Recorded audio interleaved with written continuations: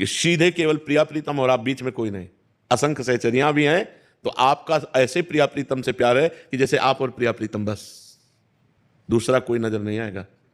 वो दिव्य भाव होता है, क्योंकि सब एक मन वाली होती हैं, एक दृष्टि वाली होती हैं, और सबके चिदानंद शरीर होते हैं। तो पार्थिव शरीर में भेद है कि जैसे हम यहाँ बैठे हैं तो बहुत पीछे वाला नहीं देख सकता, वहां ऐसा नहीं है। बहुत पीछे वाला सीधे देख रहा है प्रिया प्रीतम को।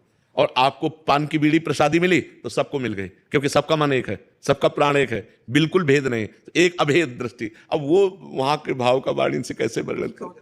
हाँ, ऐसा थोड़ी होगा कि हमारा सालों में नंबर आया। नहीं, वह आठों पैर हम प्रिया प्रीतम के संग रहते हैं, आठों पैर संग रहते हैं, ऐसा भेद नहीं हुआ।